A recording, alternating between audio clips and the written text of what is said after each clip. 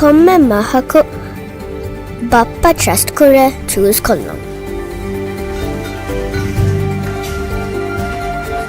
ఎబ్బాఫహరు వర బేరింగ్ స్పెండ్ కొల్లాం. ఎకమకు నుకురాం.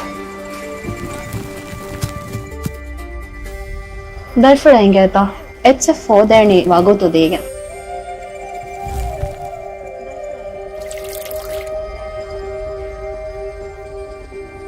So I gave time for my dream.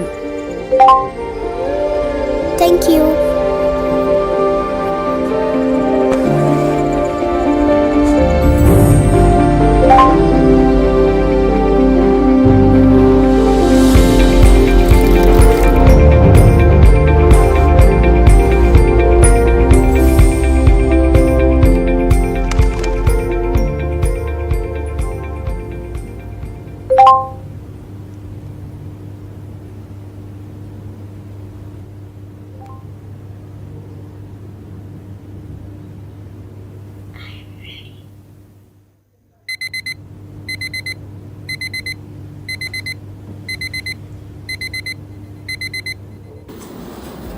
I want that bike.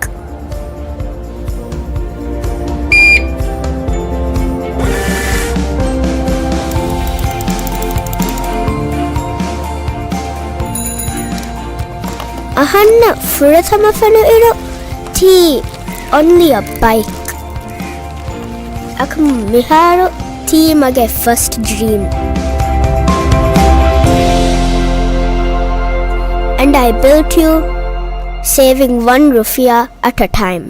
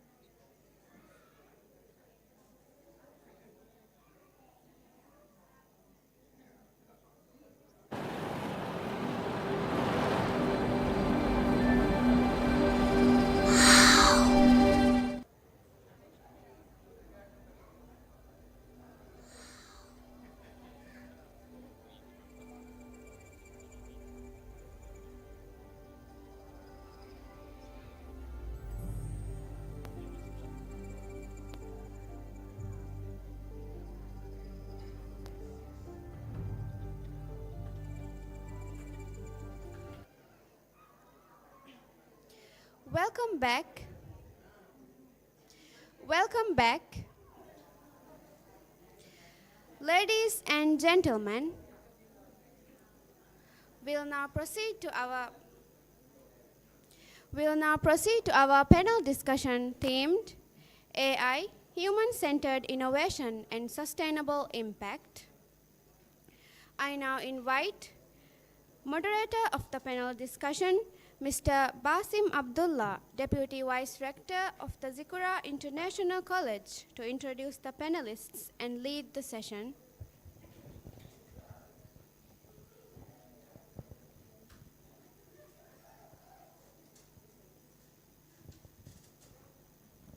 Assalamu alaikum. We'll have our panel discussion one for this conference, AI Human-Centered Innovation and Sustainable Impact.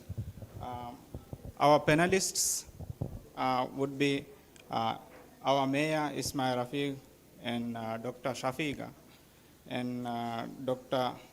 Dalila Dawood. I invite the panelists to the stage.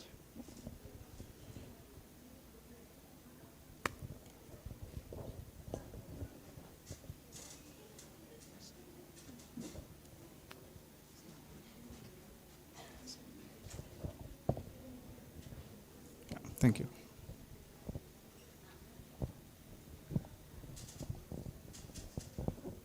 Ladies and gentlemen, allow me to introduce our panelists. The panelists here are our Mayor Ismail Rafiq. He is the Mayor of Formula City. He is an alumni of International Islamic University of Malaysia with a degree in accounting. He spent 17 years as a market analyst at Dirago. And he also founded the online platform iBay. Today he leverages his extensive background in telecom and business to drive local development and civic initiatives across Formula. The next panelist is Dr. Fatimat Shafiqa. She's an academic leader and the director of Institute of Research and Development. Holding a PhD in sociology, she has extensively shaped Maldivian education through national curriculum development and postgraduate teaching. Her research focuses on evidence-based policy making, social development, and building community resilience. The next panelist is Dr. Haja Dalila Haji Dawood. Dr. Dalila is a senior lecturer at University Technology Mara and a fellow of its Accounting Research Institute. She is armed with a PhD in accounting. She has authored over 50 scholarly publications and serves as a consultant for public and non-profit institutions. Her work bridges theory and practice to drive ethical governance, policy reform, and sustainable community innovations. Ladies and gentlemen, please welcome our panelists.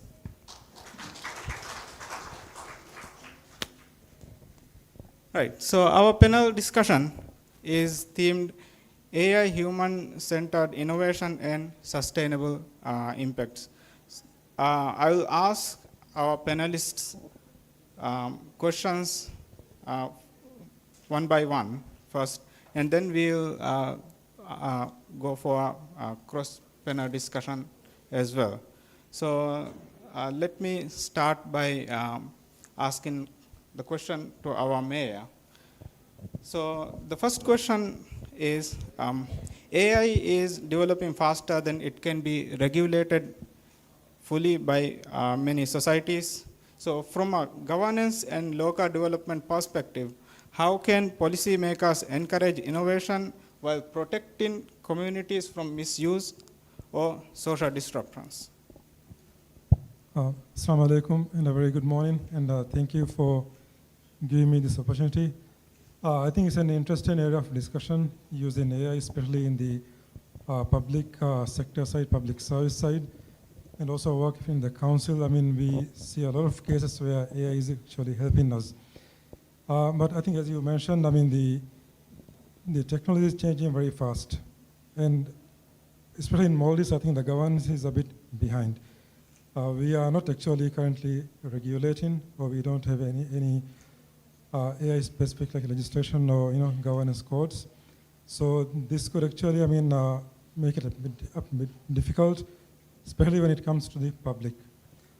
So I think, I mean, it is very important to have like a transparency and accountability as well in the usage of AI.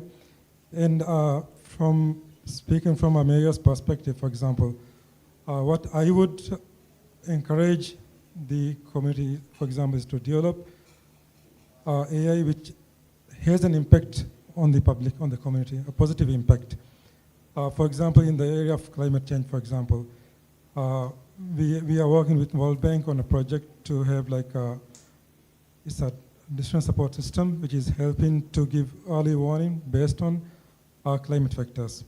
So, for example, based on the temperature, based on the wind, based on the wave action, for example, we could come up with early warning, which could help the community to take preemptive action, to be better prepared. And also, I mean, let's say in the council, we have a need for, let's say, transcribing the local dialect.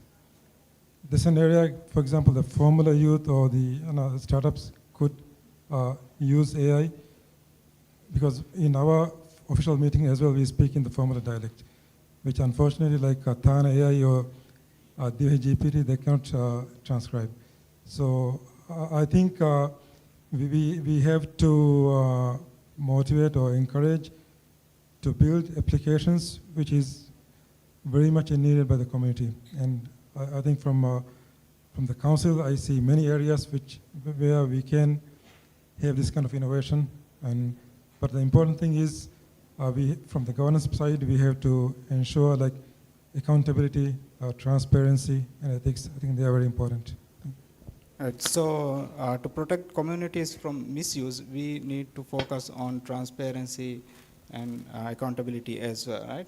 So I would ask our next question to Dr. Shafiqa. As AI becomes more integrated into our daily life, how do we ensure technological progress does not erode social trust, cultural value, or human agency? Thank you, Basim.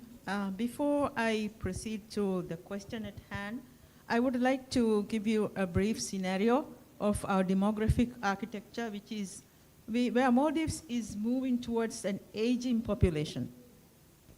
And this is characterized by the National Bureau of Statistics as a silver tsunami. The silver tsunami is coming within a 40 years period of time, where other countries like Japan experience it over 100 years time. So the silver tsunami, why are we calling it a silver tsunami? Because our total fertility rate right now is 1.7, which is below the replacement level. And by 2062, that is in 40 years time, our total fertility rate is also going down by 1.5. Today, we are lucky that we have a demographic dividend. We have many workers, but the 2062 forecast is not like that. The dependency ratio will strike. There will be a smaller tax-paying workforce and a massive elderly population.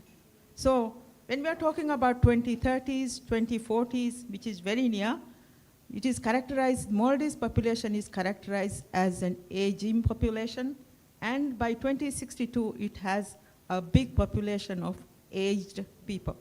So we are talking about a scenario where there is a lot of aged and aging people in our cohorts. Our population is very, very small. And coming to your question, Basim, about how AI has been incorporated or integrated into our everyday life, I would like to tell you a story about my friend Mariam. Mariam is around 50 years of age. Mariam is also a very hardworking person, but she lives alone. And I live in Vilimale, and Mariam also lives in Vilimale. Mariam goes to the little shop on the main road to pay her bills, because when we have to pay our bills, this is in everyday life, like the water bill is a different app, the electricity bill is a different app, and also the banking app is a different app. So Mariam doesn't want to play with all these apps. Before the COVID strike, we had a little shop on the main road, and Mariam used to go to that shop because the person in that shop assists people like Mariam to pay their bills online. But Mariam doesn't know. This is very trivial matter, everyday life, which depends on paying your bills. And also the whole government system. If you want to pay something to a government institution in our country, in the Maldives, you have to pay through the Banderi portal, which is again another app, which people like Mariam is not familiar. And because our life expectancy is 80 and 81, people like Mariam will still be living within this dividend which I talked about, the aged population. So within the next 30 years or 40 years, our population will be an aging population, people who have no skills whatsoever to play with or with the apps that are introduced. So that is a huge, huge challenge. And also talking about the intergenerational conversation that we have with our sons, with our daughters, with our grandchildren, yes, there is a big gap. In my household, there are 7 children under the age of 18. And sometimes I think and I wonder if they have come back from school, because I don't hear them. Why don't I hear them? Oh my God, they have their moments. They fight also. But when they come back from school, everybody is on their laptop. Everybody is on their computers. They say, when I say, why are you all hushed up in front of your screens? And they say, oh, we are doing homework. So there is no face-to-face interaction. Face-to-face interaction is very, very limited. There is no human interaction going on. I'm not against AI at all, but these are some of the difficulties we face or some of the challenges we face when AI takes over. But AI also has its benefits, because one of my granddaughters, who is 9-year-old, she said she got a present from her father, which was a sewing machine. And I said, Lily Jamila, how did you know how to thread the sewing machine? And then she said, oh, Mama, you don't know, because I looked up on YouTube. And then I learned how to thread the sewing machine and also how to stitch. My mother doesn't know. So these are some of the benefits and some of the challenges of AI as well. Thank you. Right. So I will ask next question to Dr. Dalila. Many AI systems function as a black box. We don't know what's going on inside it, where even decision makers may not fully understand how an outcome is produced using AI. So the question is, in governance and public system, how much opacity can be acceptable? Okay, thank you for the question. I believe this issue is a black box governance. Okay, it is basically not merely a technological concern, but fundamentally a governance and institutional accountability issue. So actually, when we refer to AI system as a black boxes, we mean system where decision or outcome are produced without clear human understanding. Okay, meaning that it is actually need to be explained. Okay, even decision makers themselves may not fully understand the logic behind the system recommendation sometimes. So the critical question, therefore, meaning that is it really opacity exists? Okay, in some degree. Okay, how much the opacity can actually affect the society. So actually, in my view, the acceptable level of opacity depends heavily on the level of societal impact and public risk involved. So for here, the low risk system, some opacity may be acceptable. For example, like healthcare, okay, all the recommendation algorithm, streaming from the platform, like online shopping, okay, these may not require full public explanatory, okay. However, for high-stake governance system, such as healthcare, public welfare, law enforcement, okay, education administration, okay, immigration, okay, these are all needs the transparency and explainability, and it's become essential principle for the governance. So the higher society impact, meaning that the higher recommendation of explanatory need to have. Okay, if the citizens are affected by the decision that nobody can clearly explain, so we risk of creating an institutional that appear technology but really unaccountable. So this create a very important governance dilemma. So if an AI system makes a harmful or biased decision, actually who is responsible? Is it the software designer? Is it the institutional that using the system, or the public officer that rely on it? Okay, so a democratic governance need, okay, cannot outsource the accountability to an algorithm, and I believe that it is one of the center of ethical challenges of the AI governance today. Thank you. Right. Thank you, Dr. Dalila. I think the point is where the impact is high and the importance is high in those sectors, we cannot have fully opaque systems, and in certain areas where it's less critical, we can accept a level of opacity in those areas, right? So, okay, I'll move on to the next question for our mayor. As AI and automation reshape industries, what opportunities and risks do you see for local economies and workforce development, particularly in island communities like in Maldives? I think, a lot of us sometimes see that AI taking our jobs, and we becoming unemployed.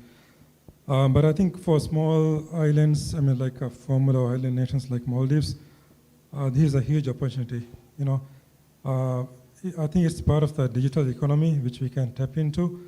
And if we take like a formula, for example, we can work for global companies by still staying formula.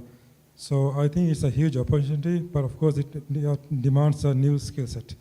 So I think that's where our government and the council, for example, we should work on to retrain our youth to provide the digital skills which is needed to actually expand this digital economy. And if you take formula, for example, we have very limited economic opportunities because we are focusing on what we can do within the island geographically. But I think AI brings, it makes the whole globe as a potential customer for us. So I think the AI skill set, there is something, which we need to give to our, the youth, the people, and then provide them the opportunity to work, globally. And so for me, I think from the council, in our even development plan, we have put the digital economy as one of our key focus areas for the economic sector. And also, we are planning to establish a training facility, and part of that will focus a lot on AI, given the how the it has been changing. So I see it is a very good opportunity which we should tap into, and I think also at the government level, policy level, we should focus on this. I know Anissa mentioned about the Maldives 2.0 as well, and I think it should not only be about digital transformation of our institutions, but it should be tapping into the digital economy, which is worth billions, and we can tap into that by still being in Maldives, by being in formula. Right. So the main risks are mainly about unemployment and job replacements, right? So also, as you have mentioned, the the big opportunities can be tapping into the global economy as well, right? So I'll move on to the next question, but this question is directed to Dr. Dalila. If AI systems are trained on human-generated content, knowledge and behavior, who should own the benefit of that value? Individuals, institutions, or the corporations that train AI? Okay, thank you for the question. I really love this question. Okay, actually, who ownership this AI? Is it individual, institution, or corporation? Okay, actually, all of these groups really contribute to the AI. Okay, first we look at the individuals. Okay, from the individual standpoint, we know that the individuals are the primary producer of the raw data. Every our email, every search query, every social media post, every digital interactions, all these contribute to the data set. So one argument is grounded in the principle of information of self-owning. Okay, if data is intention for the personal expression of behavior, then the individual should retain some form of ownership or at least receive some compensation when their data is used for commercial training. But despite this, we know that there is an absence, especially in our law, in regarding the individual rights, okay? Where this data creates can be described as invisible labor extraction. However, for institutions such as universities, hospitals, governments, any corporations, okay, these are major producers and custodian of this data. So unlike individuals, institutions have a clearer governance structure over data owning. So for example, patient data in the healthcare system or research data set in the university are typically governed by the corporation itself. Okay, so this context, institutions can act as intermediaries that negotiate data usage right on behalf of the individuals. Okay, however, for corporation, okay, we know that corporation currently sits at the center of AI ecosystem. So they possess all the computational infrastructure, talent, capital, okay, in large scale model. So from the legal standpoint, they often claim that the ownership over derived models and the value they generate. So their argument is efficiently because the ownership enable the innovation, sociability, and rapid deployment of AI system.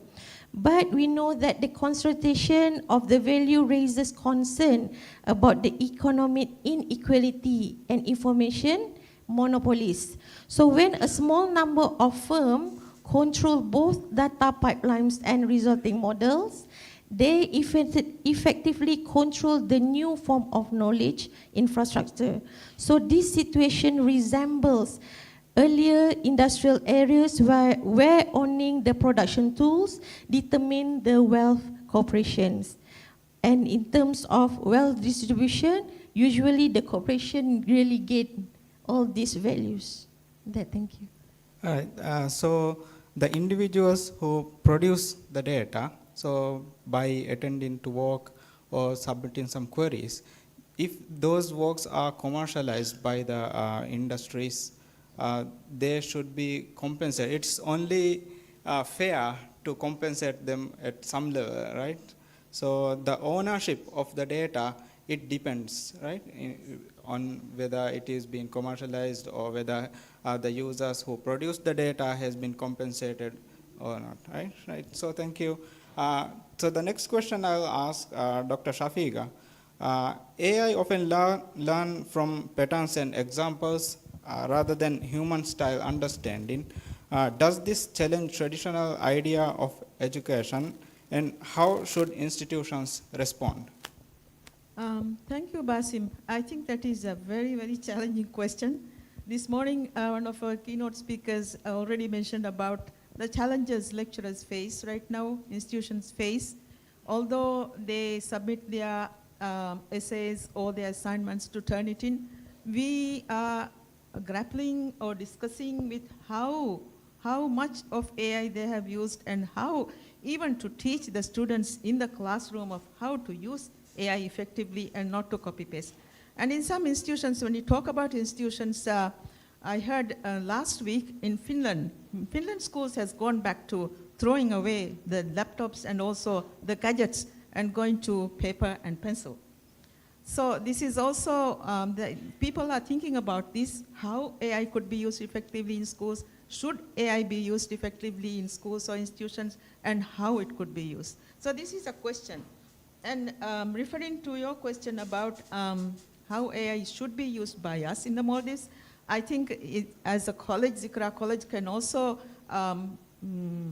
encourage your researchers to do research on this and see how to come up with just the answers to these issues. I would also like to note that there was a very encouraging news brief last week or this week. A 79-year-old lady has graduated from International IUM with a degree in Arabic language. So this is something new. So these kinds of degrees also should be promoted, like lifelong learning, which is also promoted by UNESCO. Lifelong learning can also be promoted in your institutions as well, so that in an aging population, people would make use of themselves, make use of the AI, and be productive as well. Coming back to the idea of, are we doing away with the traditional ideas of education? No. This island, Formulak, is very, very unique. And you have so much of culture, so much of folk tales, so much of the nature, which is very, very different from the other parts of the Maldives, which can be also documented. We don't need sophisticated equipment right now. You only need a phone, a smartphone, to document the stories of people, and also to, even to video. You don't need a video camera. You can use your phones, you can video places, and also keep these documents in the libraries of your institutions as well, and make use of this, the culture, the values, and also the geography of this place is very, very different. So I think these are some of the things that can be done by institutions. No, we are not doing away with the traditional ways. AI is replacing every aspect of our lives, and we have to be really, really careful about how we use AI, even in the learning and the teaching, and also in other areas. Thank you.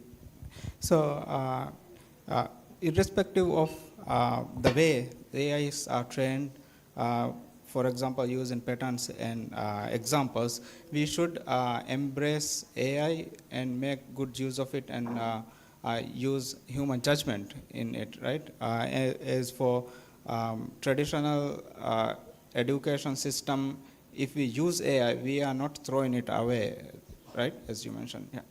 So I'll ask our next question to the mayor. Cloud systems and automation offer efficiency, but they also can create dependence on external systems. How can small nations build innovation without increasing vulnerability? I think I must to start with technology should actually empower nations. You know, it should not create dependency. And as we know, data is the new gold or oil. So I think as a nation, we have a question about our sovereignty. And I think we also talk about like the digital sovereignty as well. Are we, okay to store our data in, let's say, another country? What will happen if there's some bilateral issues or globally we are facing a lot of issues every day, political and, even military. So it is very risky to put our data in another, state or country where we have no control. But of course, it's a challenge for a country like Maldives to invest in huge data centers. And I think NCIT, the local IT body, they have a level of, I think, a data center. And there is an idea of a sovereign data center for Maldives as well. But I think it will take time. And I think it will be costly for us as well. And I think in this regard, I think we can look at some other countries like I think Estonia, which I think they also came during the Maldives 2.0 launch as well. And they are estimated like data embassies, you know. So it's a case where we can establish our data center in another country, but have the same kind of like privileges as a physical embassy. So that means we have more control, for example, and it's like there's diplomatic immunity for those data centers, if I can say. So I think that's one thing we can also, explore, because I think that for Maldives, it will be it's a huge cost to have our own data center, sovereign data center. So it's an option we can explore. And also I think depending on the cloud, for all the AI models and data storage, the important thing is, we have to ensure the security. The cyber security is a key aspect of it. Even if we have our own data centers locally, we should focus on the security aspect and ensure that it's foolproof. And to invest on new technology like blockchain, which is more transparent and more trustworthy as well. And so it's a change in time, and I think the regulatory side, as I mentioned, is a little bit behind. And I think proper governance is also needed to ensure, because people need to be held accountable. It's very easy for people to do things with AI, like deepfakes, a lot of things are happening.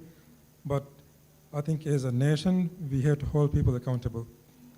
You cannot just leave some fake videos, put it on YouTube or Facebook, and people, panic, people do things, and still the person is not held accountable. So I think that is very important to ensure that people can trust in the system. Let's say that last week we had the cave incident, dive incident, and people use AI to create videos or distribute fake videos. But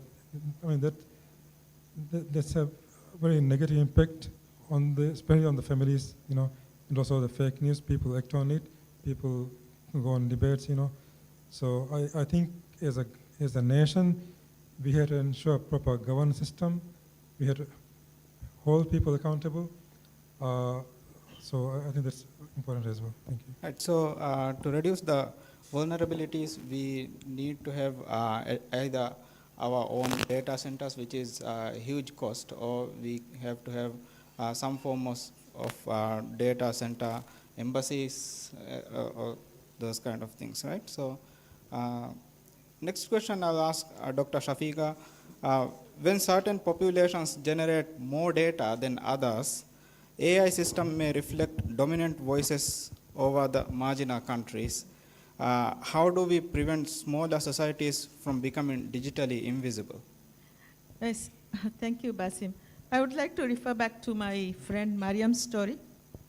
People like Mariam get marginalized, and as I mentioned before in my first question, we are going into an aged population.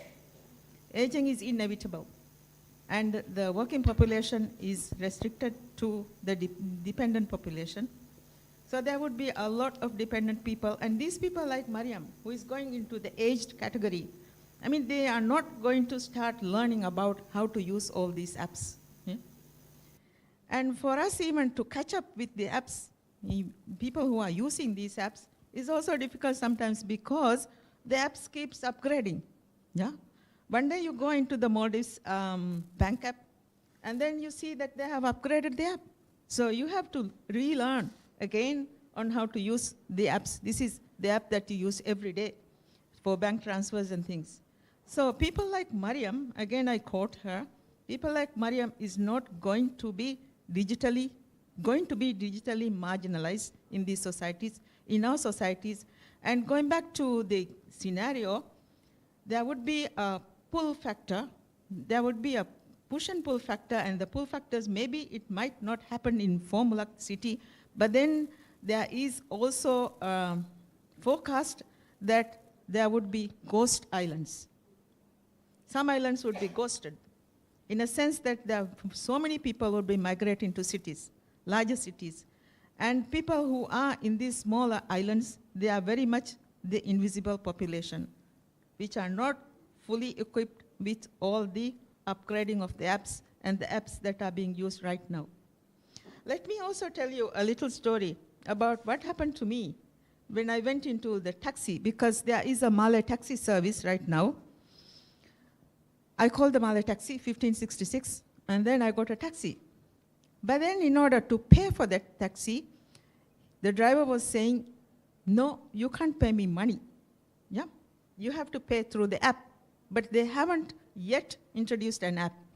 So he said, this is the QR code, and he gave me a QR code, and I had to scan the QR code, and then he said, go into the mobile app of Bank of Maldives, and then scan the QR code, and then you pay.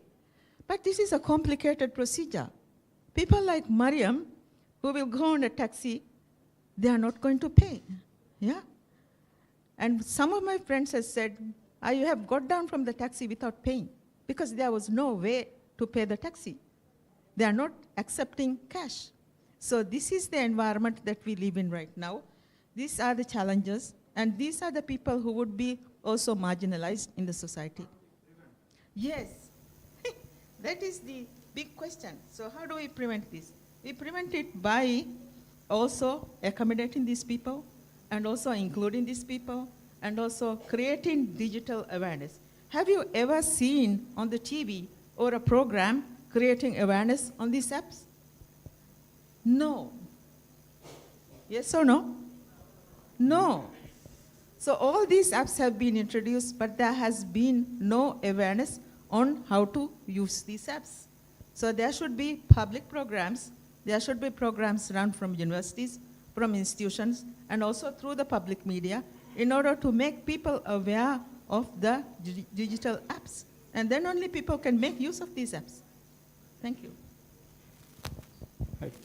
Thank you, Dr. Shafiqa. So those who make these facilities, they need to make the public aware, and especially those who cannot produce much data in it. And so awareness is the key here, right? Okay, so next question I'll direct to Dr. Dalila. AI innovation requires enormous computational resources, energy, and specialized hardware. How do we ensure technological advancements remain sustainable and equitable? All right. We know that AI sustainability is energy consumption. Okay, we know that data centers that support AI workloads are increasingly major contribution to the global energy demand. Okay, and this challenge not only efficiency but systematically dependency. Okay, it needs a very huge in terms of all the resources, in terms of the electricity, in terms of the water, in terms of the coolings, and so on. Okay, in terms of the hardware limitation, in terms of the supply chain constraint. Okay, all this AI development is fundamentally constrained by this physical hardware. Okay, and this create the structural dependency on a small number of manufacturing hubs and technology providers.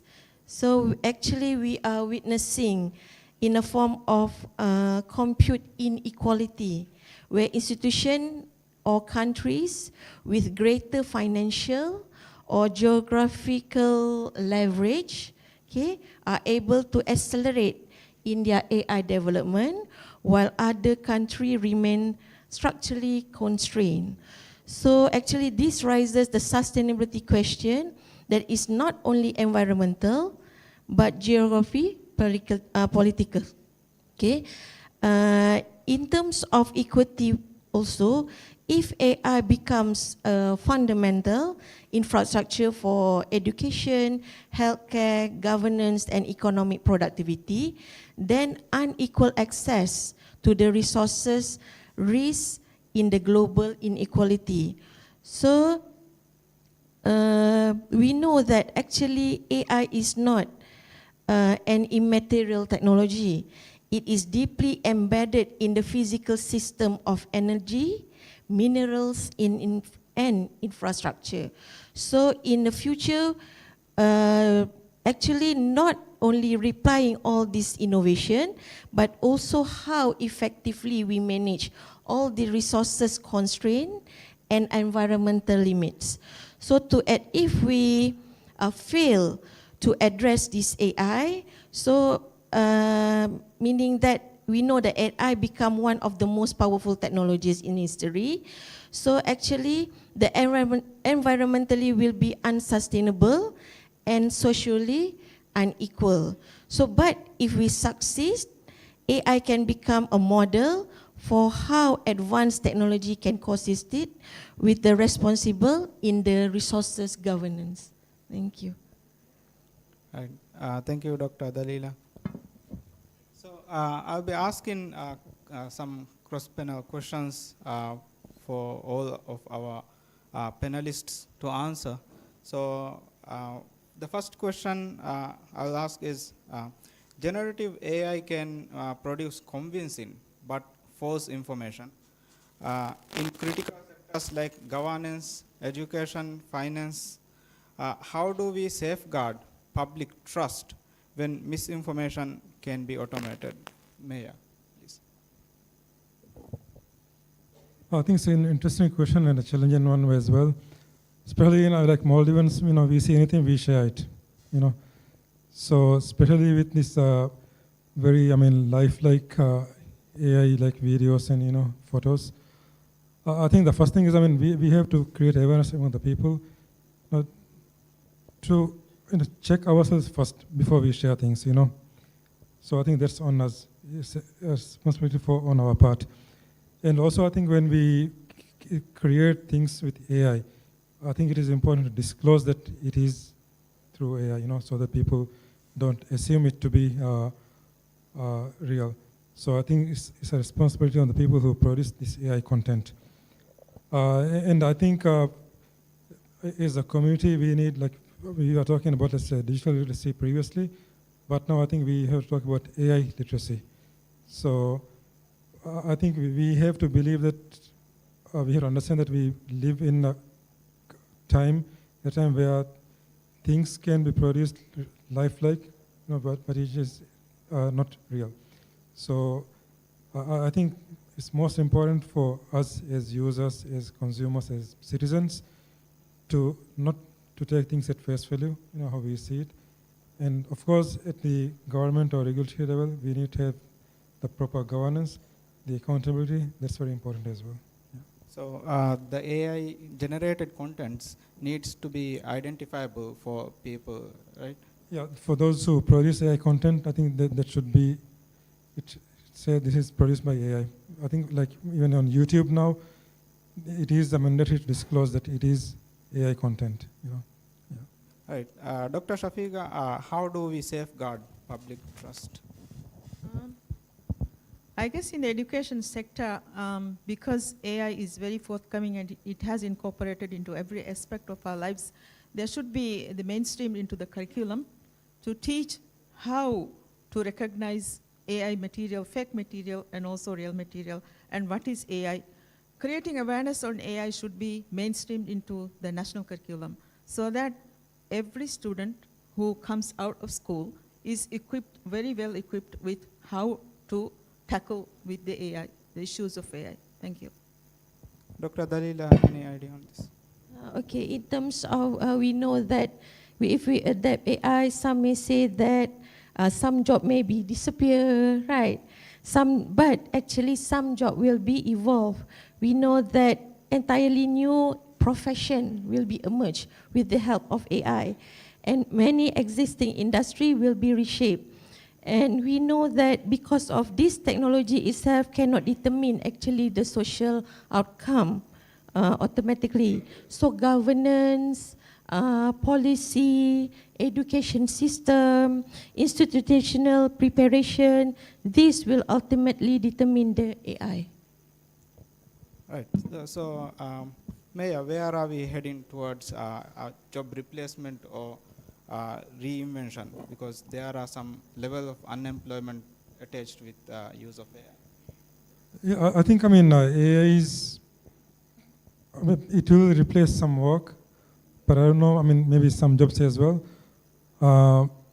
like especially, very like analysis, with secretarial kind of jobs like writing letters, taking minutes. I think these could be replaced. But I think AI is going to be a tool for us, to help in our daily lives. For example, and then some people say it might impact us like in our creativity, how we think. But I think, the first thing is AI is here to stay, so we cannot just ignore it and go. And I don't know, one example I take is like calculators, Some might argue that if you use calculators, we will go behind in our the logical thinking and all those things. But I think it has helped much, and we can focus more on how we can use that calculator to advance humanity, So I think we can actually leave the kind of routine task to AI, and we can focus more on the strategic side and how we can use that technology for the betterment of the community or the humanity. So I think that's where we will play more role, and where we need more people will be employed in this area. And I think it is a good tool which we should all use, which we should actually include in our curriculum as well, in our office environment as well, in our training as well. Yeah. Dr. Shafiq, where are we heading towards replacement or both? I don't think AI is going to replace teachers or lecturers. That's the good news. Yeah. I don't think they can ever replace us. AI can never replace teachers or the service sector, that is us as educationists and lecturers and teachers. So that is very good, but as the mayor has mentioned, AI can be used as a tool to benefit us and also save our time and make our work more productive. Thank you. All right. So, Okay, we know that technology evolves rapidly, but the social trust takes decades to build and only moments to make damage. So once institutional trust will collapse, it needs to rebuilding and extraordinary difficult. So basically, society cannot function actually without trust. So, and protecting trust may become one of the important governance responsibility for this AI era. Thank you. all right. So, what happens to the trust in critical areas like law, banking, insurance, and democracy? If fake videos and fake data can be generated lifelike using AI, these sectors actually depends heavily on digital content, like for example, to investigate in insurance sector, they investigate videos and those kind of things. If those can be easily faked, what happens to the trust in these critical areas? In Maldives, we don't need to use advanced AI systems to fool people. I can design a bank slip in Paint. I can send it to a shop, and they will accept it. That's how we are right now. So I think awareness is very key, and I think from the government side or the nation, the user authentication like EFAS, and I think it is very much abused right now. EFAS. People share the usernames, they give access to others, they register with other people's numbers. Because sometimes, like I mentioned, the elderly, they cannot use, and they just say, okay, this is my ID card number, just register EFAS for me and re-register for my voting. But there's a very, very big risk that EFAS could be abused. It could potentially, make changes to her land titles, other ID card or license. So it's a very big risk, and I think the key is public awareness. That is the key, and that's one thing I think we should focus very much on, because, as I mentioned, we can just use plain design a transfer slip and people accept it. So that's the level of how as a community we do. So we don't need deep fakes for that. Yeah. All right. So at our community level, we at far very behind. then we need AI to fool people, right? So the public awareness is the key, yes? So what's your perspective on this, Dr. Shafiq? Yeah, I guess it's the same thing. People need to be smarter. People need to be more aware. And also more awareness needs to be created, as the mayor has also mentioned. I think that's it. And with AI, we have to play along with it. Thank you. Dr. Dalila, do you have anything to add to this? We know that the AI is now very challenging, right? AI can produce highly realistic images, synthesis all the voices, fabricated all the videos, right? For all the documents. And we know that we describe it as verification crisis. So in law, for example, digital evidence may become increasingly contested. So if people can no longer confident to verify this evidence, legal system may be experience growing complexity and public skepticism. So this can create a very enormous environment. So sometimes it can become a political weapon. So in some cases, the danger is not only that citizens believe in the false information, the greater danger may be that the citizens stop believing anything at all. All right, thank you. So I would ask the audience if they have any questions they can ask. Yes.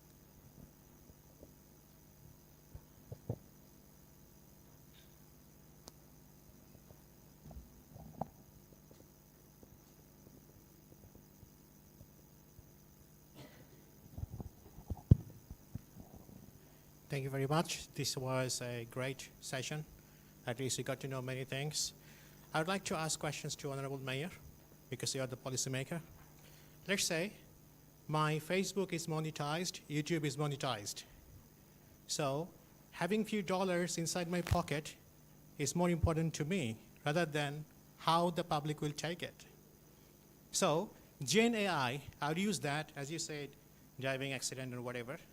So whenever people will get to know this is not right, during that time I already have my money in my pocket. So if we put this blame to the public awareness, and now I think we just find the back door to take out our responsibility, this is not right, I guess. So to prevent this in the political side or government side, how would you implement this issue if somebody does it, will get under the punishment? Do you have this kind of policy? Thank you. I think it's a very relevant question. But in Maldives, for example, at the local government level, at the mayor level, I mean, we don't have the legislative powers. But I think it's something which at the national level, the parliament, we should be seriously looking into. And as I mentioned, we are a bit behind on governance side in Maldives. And as for now, I think if as a society, you know, our actions are based on ethics, on values, I think it will be like a self-regulated in a sense. And especially like we being Muslims, you know, sometimes we say we are Muslims, but how Muslim are we? You know, how Islamic are so if we truly believe those principles, if we follow those principles, I think it will be self-regulatory.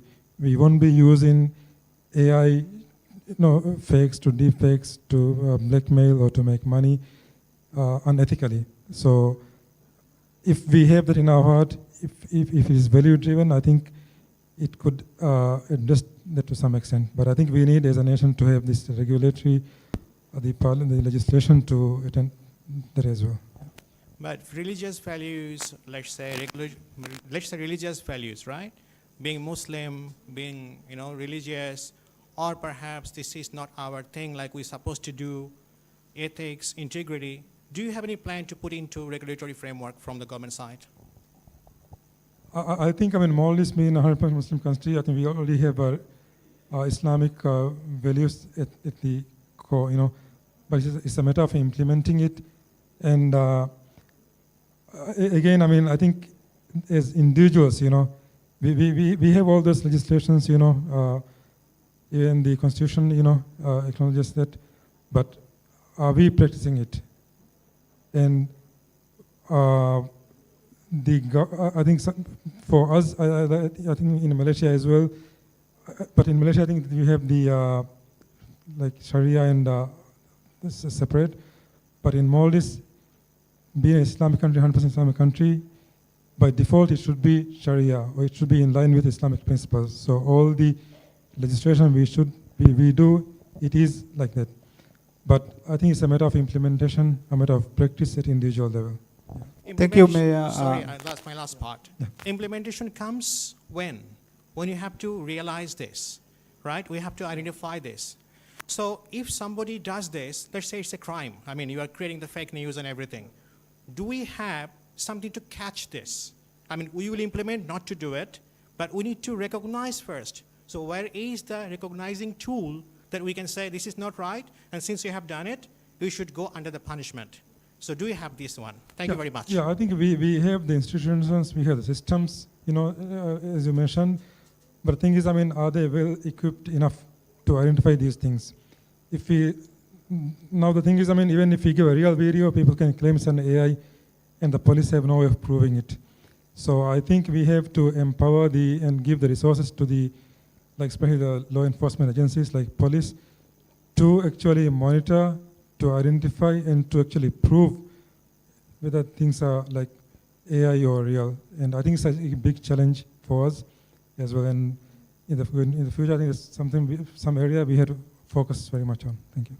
So as these generative AIs are actually,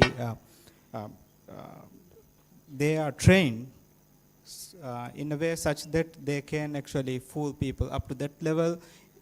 If they can be trained, then only it's acceptable. For example, even in the technologies like GANs, generative adversarial networks, two models compete with each other until one can actually fool the other AI model that the content produced is real or fake. So by default, they are meant to create indistinguishable contents. So it's a very hard problem to tackle, I think. So thank you, Professor, for your questions as well. So as a closing round, I would ask each of our panelists to answer this one question. What is one safeguard humanity must establish now to ensure AI remains a tool that empowers people rather than one that quietly outpaces human values? What is one safeguard that humanity needs? I think one safeguard, if I can say, is the accountability part. So people who make these AI models, people who use it, they should be held accountable. They should be accountable. I think that's one key. Dr. Shafiq?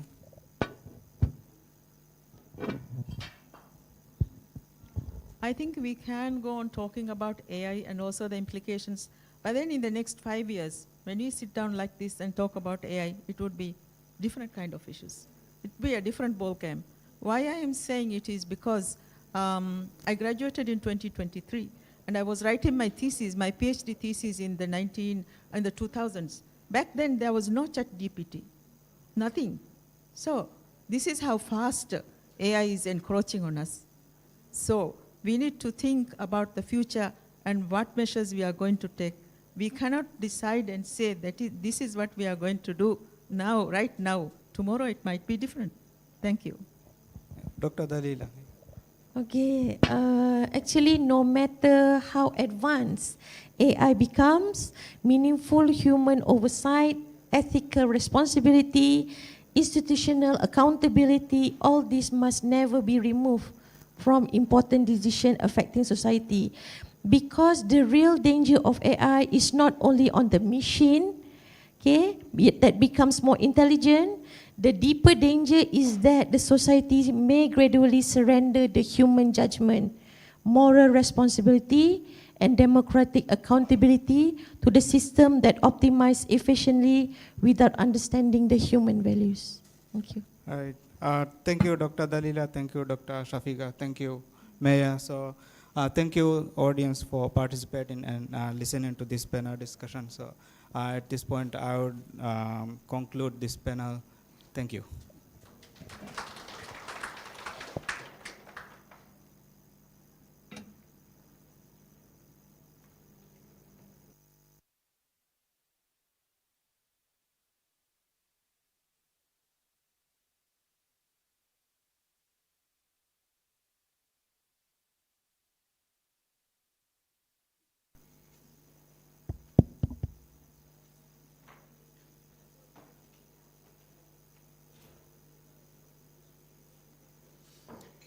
Thank you to our distinguished panelists for that rich and engaging discussion. The insights shared today will certainly inform and inspire the work we all carry forward. May we request your patience in allowing us few minutes to get the stage prepared for our next keynote address.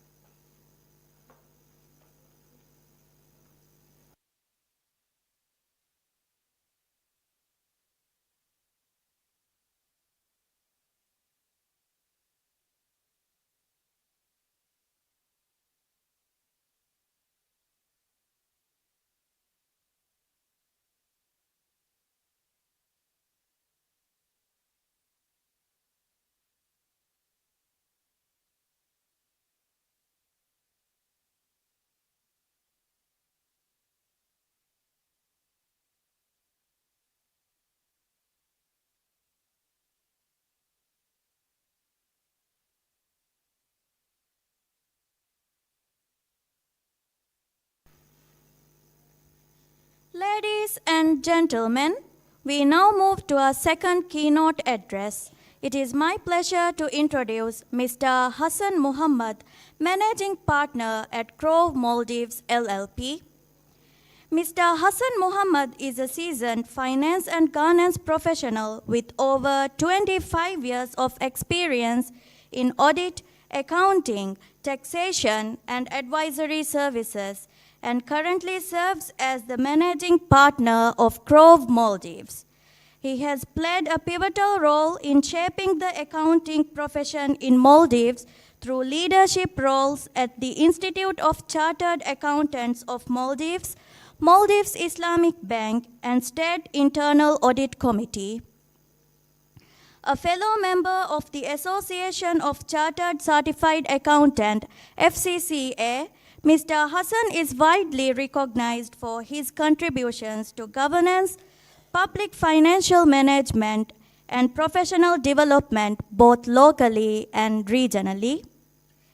Mr. Hassan Muhammad's keynote is titled, How to Kill Innovation When Fear of Failure Becomes Strategic Failure. Please join me in welcoming Mr. Hassan Muhammad.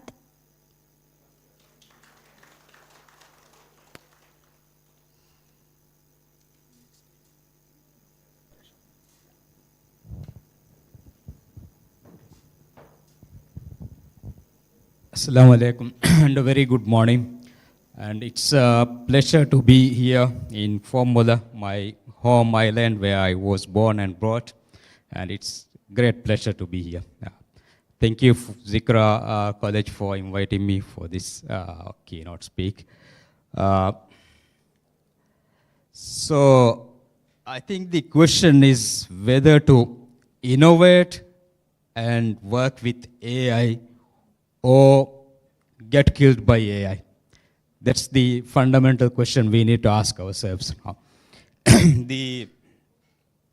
We are very sure within next 10 to 15 years, AI is going to automate all the cognitive work.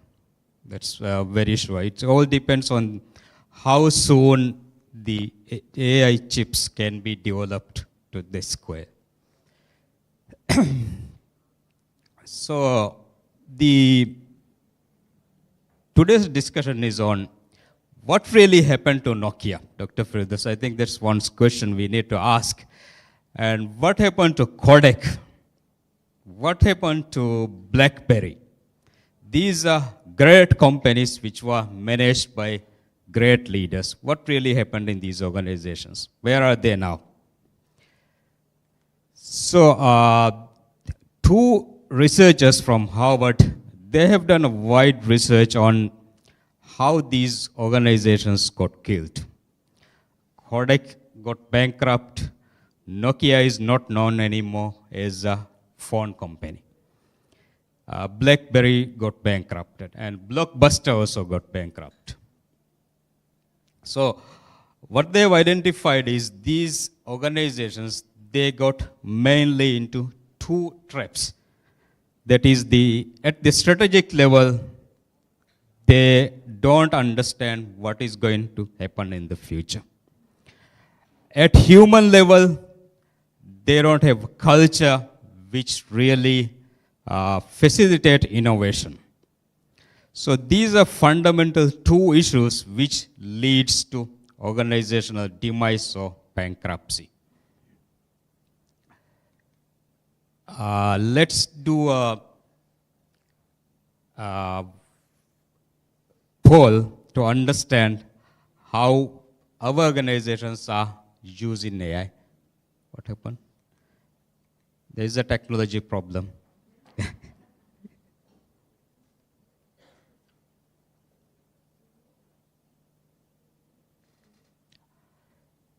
So, in your organizations, are you using AI right now? Okay. How many of you are using AI? In the organization level, I think most people are.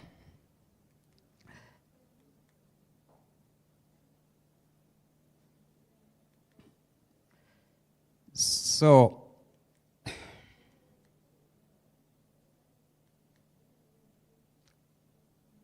there is the issue.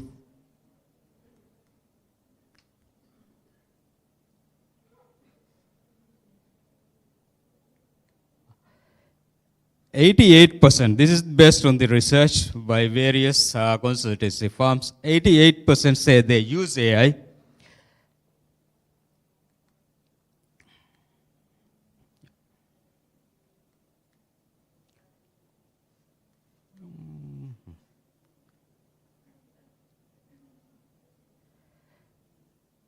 Nearly 2/3 of organizations still remains in experimentation or pilot phase, meaning they are not really geared to using AI fundamentally into their business organization processes. Still in the pilot phase, still trying to use it, not sure in which direction they should head. So, if we put these forces into the context of the organizations, we understand that organizations don't fail to innovate because they are lazy. They really understand what to do. For example, in Kodak's case, they were led by best people in the world those days. They were well paid and they know what to do.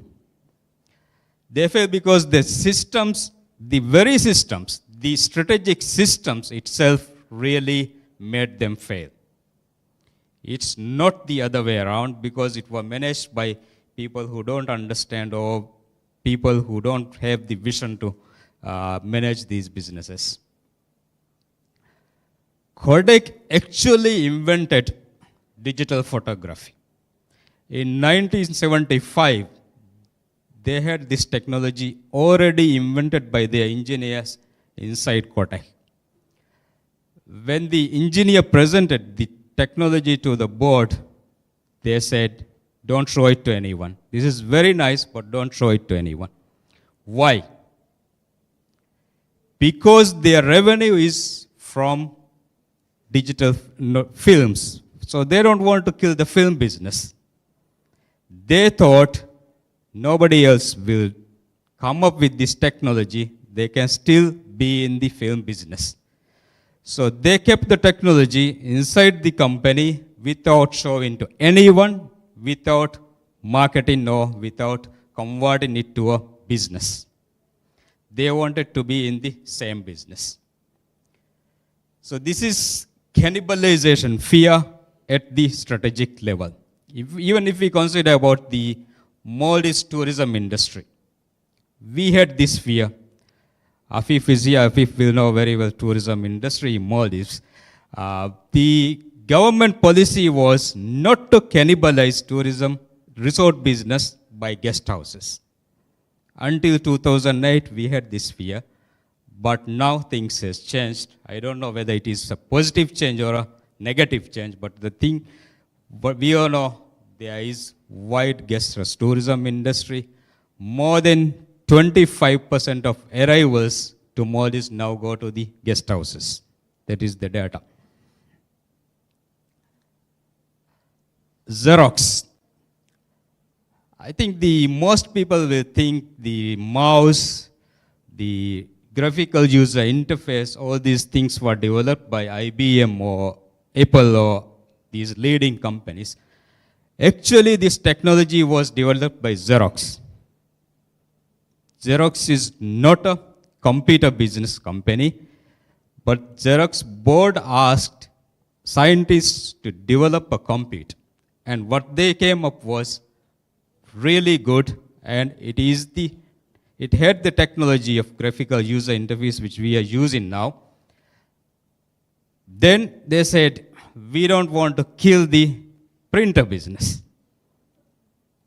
So they kept the computer inside their laboratories. Steve Jobs somehow knew that Xerox had this technology. So he visited Xerox lab and he saw this technology firsthand. And he went back to Apple and asked the engineers to develop the same technology in MacBook. And they are the people who introduced the laptop with GUI or graphical user interface. And Xerox, they didn't understand their potential business. They killed the business. Apple took the advantage. So because of the cannibalization fear, this is what happened to Intel. Apple asked Intel to develop chips for the mobile phones. And they said, we don't want to do it. It's not a good business. So they didn't do it. Then came AI. Still, Intel was sure that their business for computers will be good enough, so they didn't develop the technology. Last year, Intel was forced to sell a stake, 10% stake to US government to remain stable. And Google. How many of you know that actually Google developed the blueprint for large language learning models? In 2017, they developed the model and the blueprint, but they refused to go to the market because their search business is $200 billion, so they don't want to kill the search business. And OpenAI, they knew about it. Actually, OpenAI, Google, all these companies, they have the same group of people who developed this technology. Now, Claude has some people who were working initially in the AI technology. So, Google didn't do it. OpenAI introduced the product to the market, and it became an instant hit. So, Google refused to cannibalize their search business, but now they are racing towards to achieve it. This is actually, I would say, accountant's problem. Being an accountant, I have to admit it. Netflix approached Blockbuster to sell their business for $50 million. At that time, Netflix didn't have the number of users they need to monetize or to sustain the business. And Blockbuster said, no, your business is not attractive enough. They have a large business of renting out films. So they don't want to purchase a company who don't have the numbers, who don't show the profits they needed as much as the Blockbuster had that time. So what happened? In 2010, Blockbuster got bankrupt, and not Netflix now, I think market cap is around $200 billion or something. So if you look at the numbers, you may not be taking the right strategic decision. Most of the time, accountants advise this product or this service is not generating enough revenue, not contributing to the profit, and it's not a worthy business. So boards believe the CFO's recommendations, obviously, right? So they take the decision not to go into a strategy or come up with a strategy which does not meet their target profits. So very brave people are able to get rid of this thinking, rather focus on the things which you don't see behind the numbers. This is what is happening right now. We are all questioning whether to use AI, and most of the companies, they are still not convinced that investment in AI will generate enough returns to their businesses. So they are evaluating whether we should invest in AI and whether they should, let's say, become only an AI-led business, or whether it will generate enough returns. So we are at this stage right now. I don't know what will happen in the future. But from the discussions we had today, earlier panel discussion as the keynote, we all know that there are risks to take, but I think everyone believes AI is going to stay. So we have to invest now.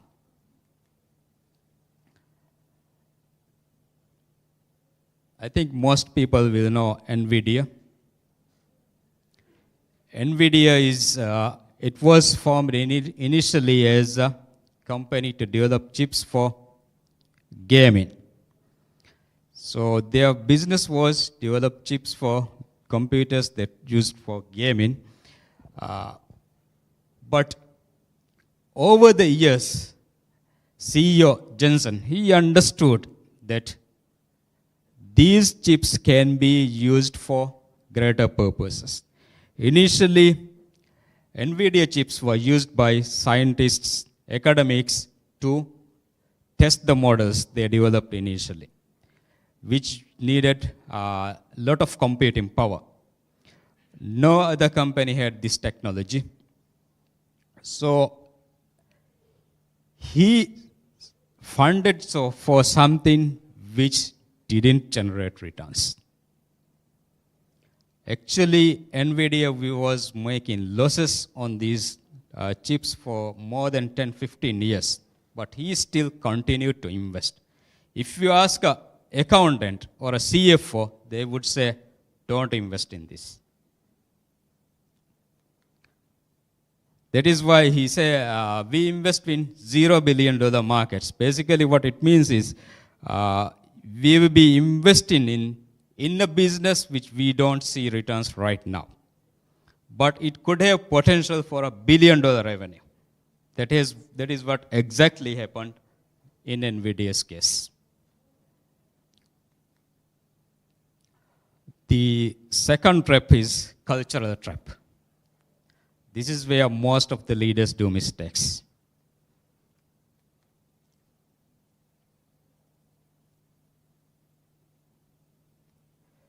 People inside the organizations, they can see the problem, but can they talk about it? Most of the leaders, they don't want to hear things that they don't want to hear. So this is really a problem when it comes to leading large organizations. And people at the lower ranks or at the bottom, even though they have very good ideas, they will not talk about it because of fear. This is actually what happened in Nokia.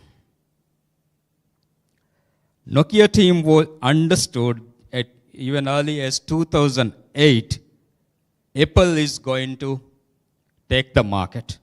They knew about it, but Nokia CEO was not ready to listen.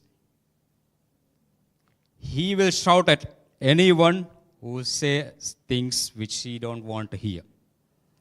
So they didn't have a culture which facilitated innovation. The problem was culture. They had very good engineers, very good scientists, very good technology, but they didn't have the culture to facilitate innovation. And this is what happened to BlackBerry as well. Some of you already have used it. In BlackBerry's case also same thing. The CEO doesn't want to hear. They knew Apple is going to take the market, but they don't want to listen. What happened to Boeing 737? Same problem. The engineers at Boeing knew that the flight control system had errors, but the CEO doesn't want to buy into that. So they couldn't communicate properly to the board or the senior level that this problem was there. And ultimately what happened, I think they had 2 crashes, lost many lives.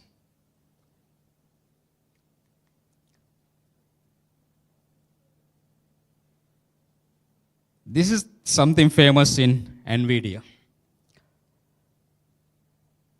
There was a mistake of an engineer in NVIDIA. And the CEO asked all the staffs to come to town hall. He shouted at everyone because of the mistake. And what he said was, everyone needs to learn from the mistake, not only the person who did the mistake, because failure is data. So, if there is a failure, everyone needs to know that because of this, there is a mistake or error and which could be corrected. Until everyone knows it, they can't correct it. This problem is there very much in flight or aeroplanes, pilots, especially people who are in senior positions. Pilots, engineers, doctors. Why there are so many medical errors or mistakes? Why? If I read the book you suggested, black box thinking. Yeah. So the doctors usually they don't want to listen because they believe they know very well what they are doing. So if a nurse tells something that there is this mistake which could lead to a death, they don't want to listen. So medical profession, they have learned this very well over time, and most of the hospitals now they are implementing that people can talk about the mistakes and they can notify if there is a mistake in the process.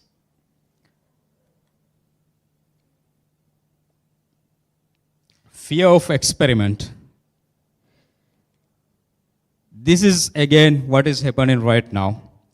In one case, in US company, an engineer knew an easy way to fix a mistake. And he just needs the approval to do the experiment. But he was not able to do it because he don't know the thinking of the senior people or the CEO. So our cultures need to be open and transparent and allow people to do the experiments and learn from failure. I think this doesn't work.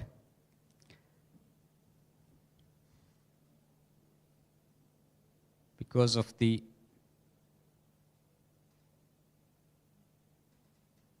technology problem.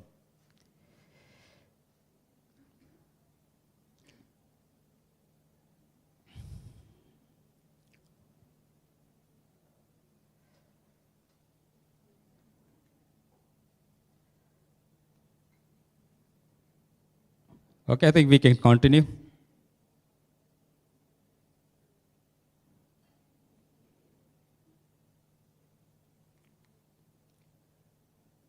Okay. So how does what intelligent failure looks like? There are certain companies who has done this very well. NVIDIA is one good example. If you look at the market value of the company now, it is more than $4 trillion, one of the most valuable companies in the world. There, in the NVIDIA's culture, they don't look at the metrics. They don't work only for profits in the long term. At one point, actually, NVIDIA's CEO was got almost fired by the board because he was investing in something with which they don't see any return in the short term. But he resisted that, and he was continuously working on the chips which he saw there is a future because of AI.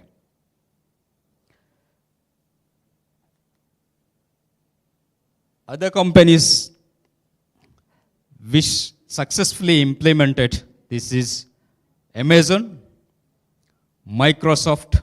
These are leading companies who has a failure, a culture which loves failure, learn from failure. In Amazon's case, Amazon actually incentivizes people to fail and learn from the mistakes and to do the things better. Because of their experimental thinking, they have come up with many new products over the years.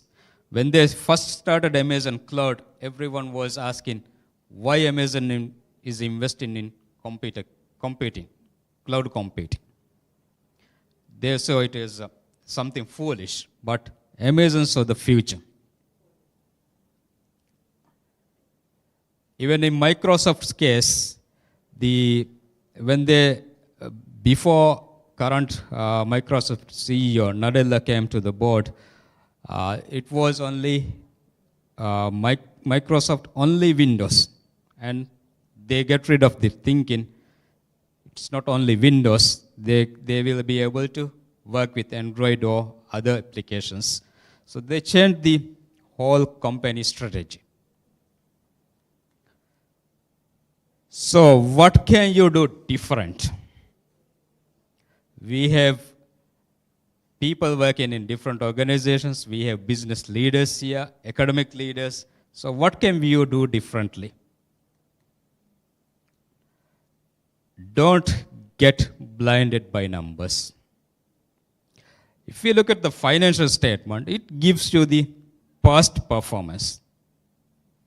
It doesn't, unfortunately, the accounting standards doesn't have the concept of future accounting. It's past accounting.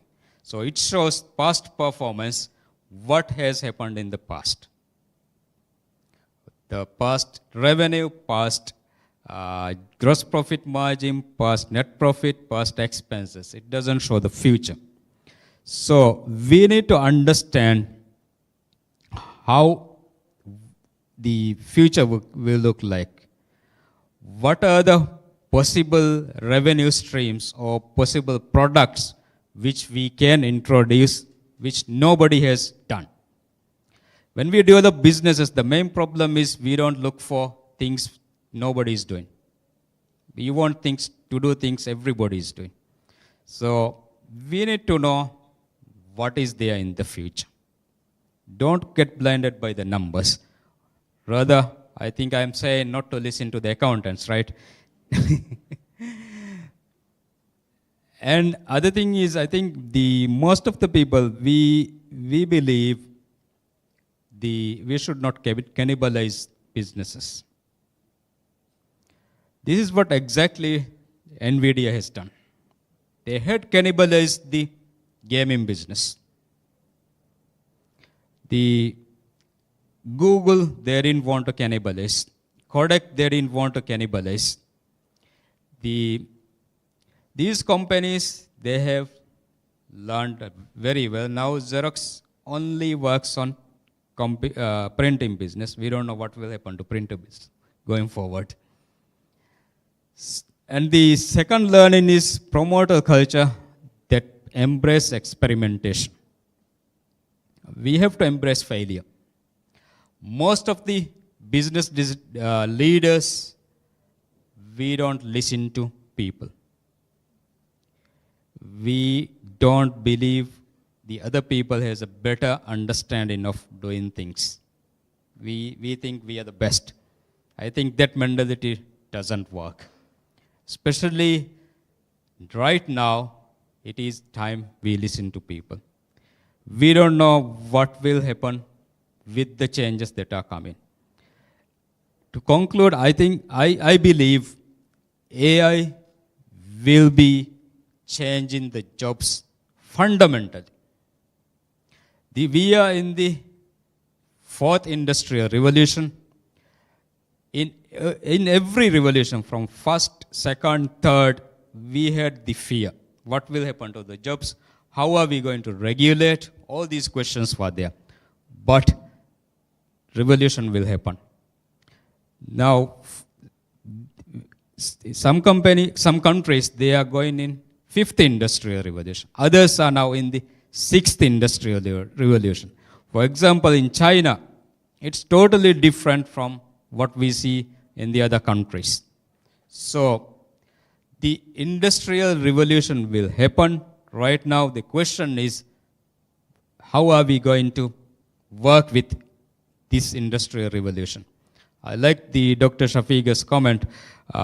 We need to, at schools, we need to teach our kids how to use AI, how we can work with AI.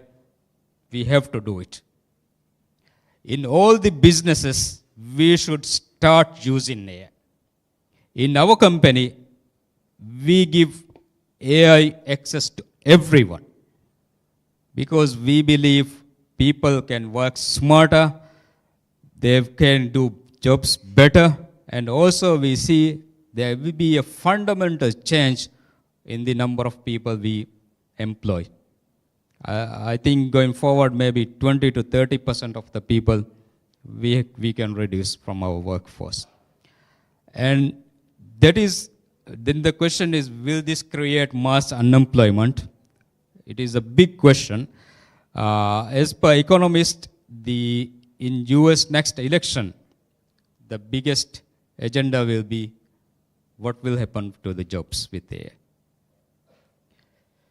So Peter Drucker said, best way to predict future is to create it. We have to work right now to create our future for everyone. For the companies we work, for the societies we work, for the people, we have to create a better future now. Thank you.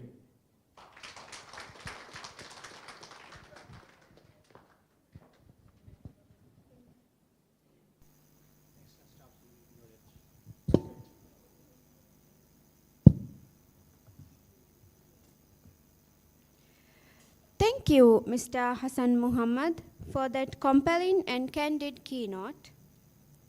Your reflections on failure and innovation are something we will all take with us. Ladies and gentlemen, it is now time for our lunch break. Please enjoy the lunch provided and take the time to network and exchange ideas with fellow participants. We will reconvene at 1:30 p.m. for our third keynote address. Thank you.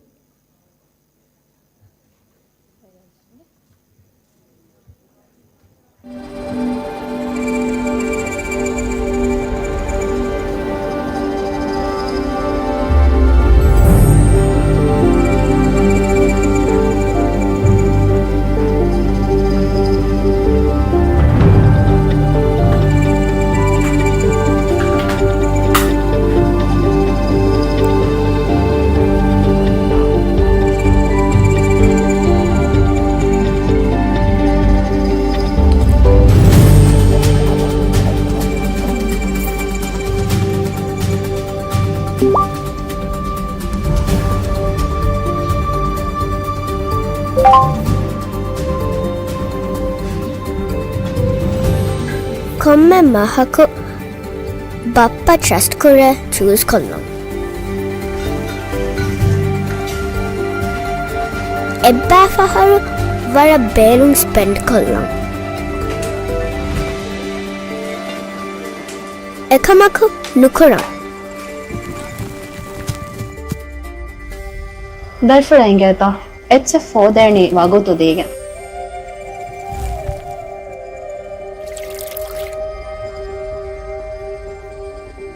So I gave time for my dream.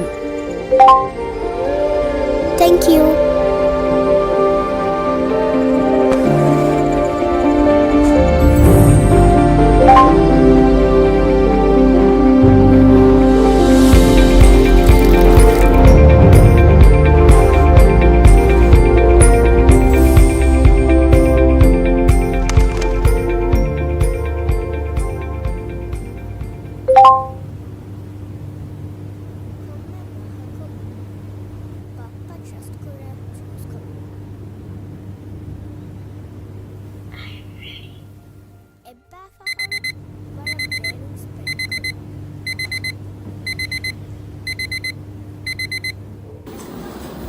I want that bike.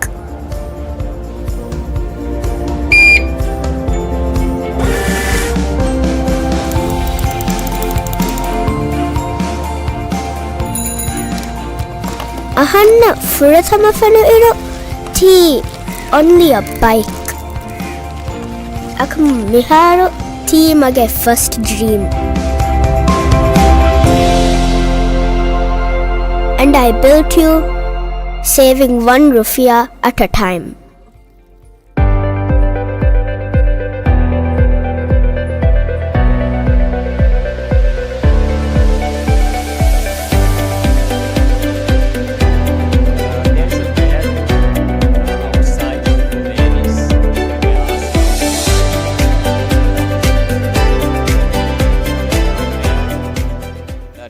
Mosque is very nearby. It's next to our building. Thank you.